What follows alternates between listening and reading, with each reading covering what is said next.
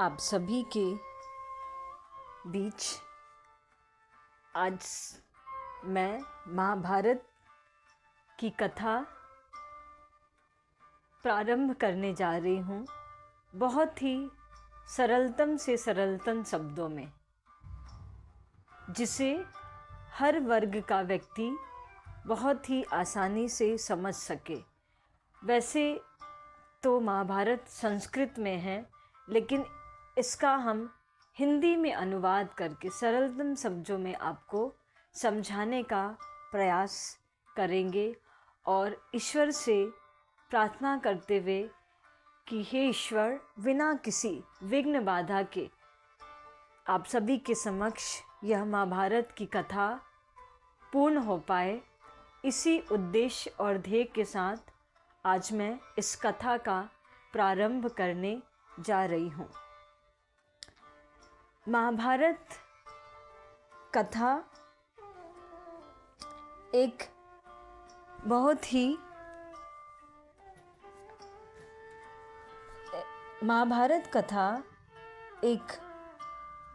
ही पुरानी कथा है।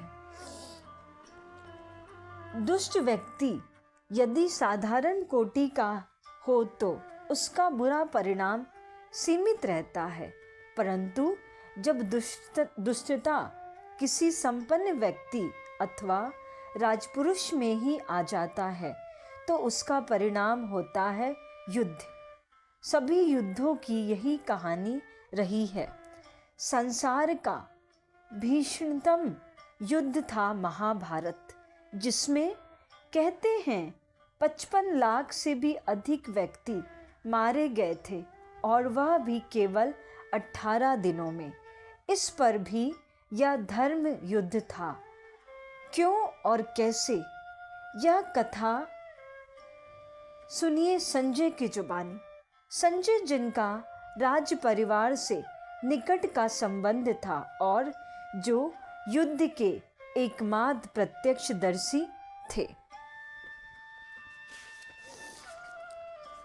अब हम प्रारंभ करते हैं। छोटे छोटे से टुकड़ों में कर के आपको यह महाभारत की पूरी कथा सुनाई जाएगी। बहुत ही रोचकतापूर्ण यह कथा है। आप सभी इसे ज़रूर सुने और अपने जीवन में भी उसे उतारने का प्रयास करें। मैं महर्षि गवलगण का पुत्र हूँ संजय। इस समय मेरी आयु 115 वर्ष की है। अब मुझे अपने इस शरीर का अंत समीप दिखाई दे रहा है। इस कारण मैं अपने जीवन के कुछ अनुभव लिख जाना चाहता हूँ, जिससे जो इन अनुभवों को पढ़े और चाहे तो इनसे लाभ उठा सके। महाराज युधिष्ठिर तथा अन्य पांडव द्रौपदी सहित स्वर्ग सिधार चुके हैं। इस समय अर्जुन के पौत्र महाराजा परीक्षित सिंहासन पर विराजमान हैं। देश में शांति है और धर्मराज स्थापित है। यद्यपि कलियुग का आरंभ हो चुका है और जैसा कि कहा जाता है कि कलियुग में अधर्म बढ़ जाता है, लोग अपने पराये का विचार नहीं करते, स्वार्थी बन जाते हैं। इस पर भी अभी कलियुग का विशेष प्रभाव आरंभ नहीं हुआ। इसका कारण है कौरव पांडव युद्ध। लगभग 25 वर्ष पूर्व देश में एक भयंकर युद्ध हुआ था। इस युद्ध में 55 लाख से भी अधिक सैनिक मारे गए थे और सब लगभग 18 दिन में के युद्ध में जब से सृष्टि बनी है ऐसा भयंकर युद्ध नहीं हुआ होगा और कदाचित सहस्त्रों वर्षों तक इस युद्ध को लोग भूलेंगे नहीं। लोग इस युद्ध से शिक्षा ग्रहण करेंगे और युद्ध को रोकने का प्रयास करते रहेंगे। इस युद्ध का पूर्ण विवरण महर्षि व्यास अपने ग्रंथ जय में लिख गए हैं। मैंने वह विवरण सुना है, परंतु वह जय ग्रंथ इतना बड़ा है कि साधारण लोग उसे पढ़ नहीं सकेंगे। साथ ही कई स्थानों पर विवरण भ्रमपूर्ण है और लोग उसे समझ नहीं सकेंगे। विद्वान लोग उसे पढ़ेंगे तथा साधारण प्रजा को उसमें तथ्य निकालकर समझाया करेंगे। मेरा महाराज धृतराष्ट्र तथा राज्य परिवार से घनिष्ठ संबंध रहा है। युद्ध का मैं आंखों देखा साक्षी हूँ। इस कारण मुझे बहुत सी ऐसी बातें विदित हैं जो शायद महर्षि व्यास जानते तो होंगे, परंतु उन बातों के पीछे जो पृष्ठभूमि थी उसे वह समझ नहीं सके। इसी कारण मैं उन बातों को लिख देना चाहता हूँ। एक बात निश्चित है कि यह युद्ध धर्म युद्ध था। इसमें धर्म की विजय हुई थी और अधर्म का नाश हुआ था। यद्यपि इसका भारी मूल्य देश तथा समाज को चुकाना पड़ा, परंतु इसमें दोष जहाँ दुष्ट लोगों का है, वहाँ उन साधु जनों का भी है जो दुष्टों को सहन करते रहे। अवसर आने पर दुष्टों को उन्होंने दंड नहीं दिया।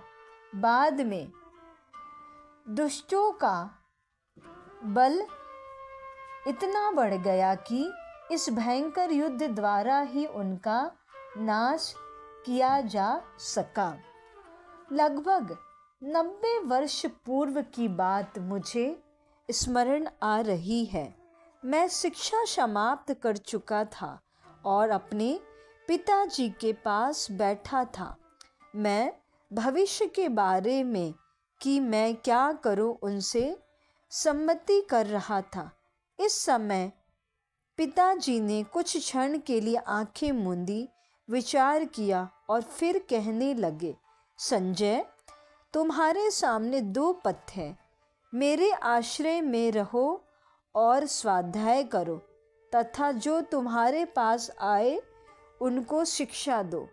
दूसरा पथ है कि तुम देश विदेश घूमकर समाज में धर्म का प्रचार करो। अब से कुछ वर्ष उपरांत देश में भारी हलचल होने वाली है। अधर्म का प्रचार बढ़ रहा है और धर्म का पक्ष दुर्बल पड़ रहा है। यह तुम जैसे युवा पुरुषों का कर्तव्य है कि तुम आगे आओ और देश का जो धर्म पक्ष है उसे सबल बनाओ। बताओ कौन सा पथ स्वीकार करोगे। मेरे भीतर का युवा रक्त बोल उठा, पिताजी, मैं धर्म पक्ष को सबल बनाने में अपना जीवन लगाना चाहता हूँ, परंतु जो आपने कहा है कि अधर्म का प्रचार बढ़ रहा है वह मुझे स्पष्ट नहीं हुआ।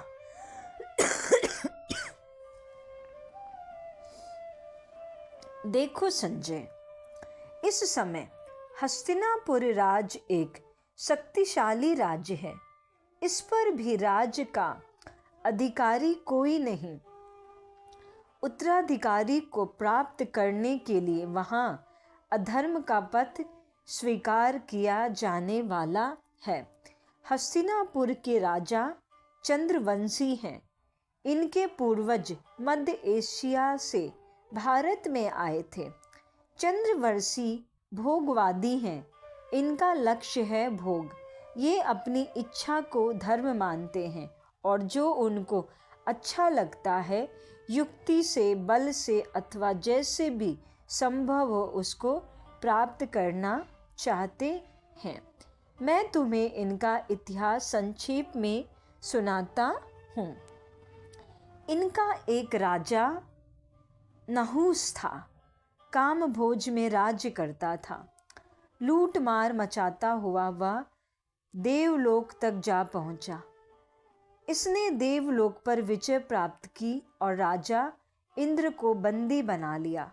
देवलोक की युवा तथा सुंदर स्त्रियों को बंदी बना लिया तथा उनका भोग करने लगा। इसके सैनिक भी दुष्ट थे। नहुस ने विचार किया कि इंद्र की पत्नी सची को वह अपनी रानी बनाएगा। इंद्राणी सची अतीव सुंदरी थी। नहुस ने विचार किया कि वह इंद्र के सिंहासन पर है, इस कारण इंद्राणी को उसकी पत्नी बनाना चाहिए। इस कारण वह उससे विवाह करने चल पड़ा। परंतु तब देवलोक के विद्वानों ने षड्यंत्र रचकर उसको मार डाला और देवलोक को स्वतंत्र किया। इसी नहुस के वंश में एक राजा ययाति हुए हैं। इन्होंने भी दासियों से संबंध बनाना आरंभ किया। बूढ़े होने पर भी भोग विलास में लगे रहे। एक राजा दुष्यंत था, बड़ा पराक्रमी और बलशाली। एक बार शिकार खेलने जंगल को गया हुआ था कि जंगल में महर्षि कर्ण के आश्रम में जा पहुंचा। महर्षि के आश्रम में उनकी पालित कन्या शकुंतला थी। राजा ने उसे देखा तो उस पर मोहित हो गए और उसे फुसलाने लगे कि उनसे विवाह कर ले। शकुंतला ने कहा कि महर्षि कुछ दिन के लिए आश्रम से बाहर गए हैं। उनके आने पर राजा को चाहिए कि महर्षि से कहिए कि मुझसे विवाह करना चाहते हैं। परंतु दुष्यंत को चैन कहाँ था। उसने शकुंतला को लालच दिया कि वह उसे महारानी बनाएगा, उसके पुत्र को राजा बनाएगा और पता नहीं क्या क्या बातें कही। बेचारी शकुंतला राजा के मोह जाल में फंस गई। राजन ने महर्षि के आने से पहले ही उससे गंधर्व विवाह किया और फिर शकुंतला को आश्वासन दे दिया कि वह अपने राज्य में पहुंचकर अपनी सेना लेकर आएगा और सम्मान पूर्वक उसे लेकर जाएगा। स्वयं वहां से भाग गया। अपने राज्य में पहुंचकर वह शकुंतला को ही भूल गया। शकुंतला के पुत्र उत्पन्न हुआ तो दुष्यंत ने शकुंतला को पहचानने से ही इनकार कर दिया। उसे बुरा भला भी कहा कि वह दुष्ट है, झूठ बोलती है और वह पुत्र उसका नहीं किसी अन्य का है। बाद में महर्षि के शाप से भय से तथा देवताओं की धमकियों से डरकर राजा ने शकुंतला को स्वीकार कर लिया। इसी वंश में एक राजा शांतनु हुए हैं। यह राजा भी भोगी और विलासी था। बुढ़ापे में इसने एक केवट की लड़की सत्यवती से विवाह किया। सत्यवती एक वेश्या की लड़की थी। इस कारण जब शांतनु ने उससे विवाह का प्रस्ताव किया तो उसने अपने विवाह का मूल्य मांग लिया। केवट ने कह दिया कि राजा वचन दें कि सत्यवती की संतान राज्य की उत्तराधिकारी होगी। लड़की के मोह में पड़कर राजा ने अपने युवा पुत्र देवव्रत को राज्य से वंचित कर दिया। देवव्रत ने अपने पिता की इच्छा के अनुरूप यह प्रतिज्ञा ले लिया कि वह राज्य नहीं लेगा, उसकी संतान राज्य पर अधिकार न कर ले, इसलिए वह विवाह ही नहीं करेगा और आजन्म ब्रह्मचारी बना रहेगा। इस भीष्म प्रतिज्ञा के कारण देवव्रत का नाम भीष्म पड़ गया। देवव्रत की भावना जो थी ठीक थी, परंतु उस बूढ़े राजा ने अपने भोग विलास के लिए राज्य का तथा देश का सत्यानाश करके रख दिया। शांतनु की इस नई पत्नी सत्यवती से 2 संतान हुई, चित्रांगद और विचित्रवीर। शांतनु भोग विलास में रत रहने के कारण स्वयं मर चुका है। बुढ़ापे की संतान चित्रांगद और विचित्रवीर दोनों प्रायः रुग्ण रहते थे। चित्रांगद एक युद्ध में मारा गया तो विचित्रवीर राजा बना। वह भी बीमार रहता था। इस पर उसकी माता सत्यवती को चिंता लग गई कि कहीं वह भी शीघ्र न मर जाए, तब राज्य का क्या बनेगा।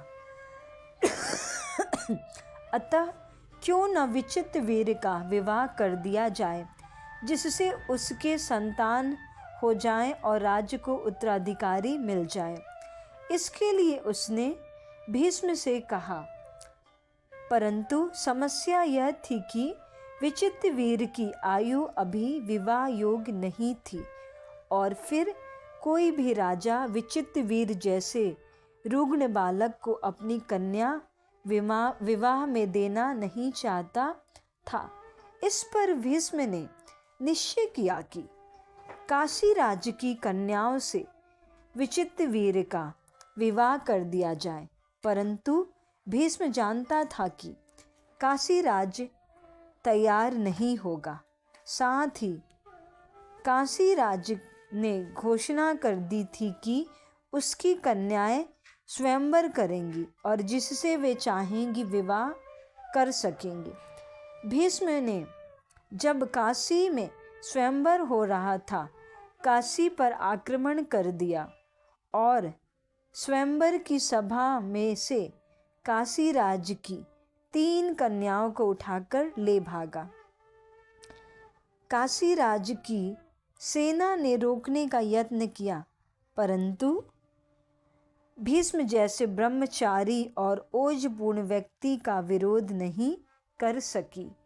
3 कन्याओं को लेकर भीष्म हस्तिनापुर पहुंचा तो बड़ी कन्या अम्बा ने कह दिया कि वह अपने मन में साल्वराज को वर चुकी है और इस कारण वह उसके अतिरिक्त किसी अन्य से विवाह नहीं करेगी।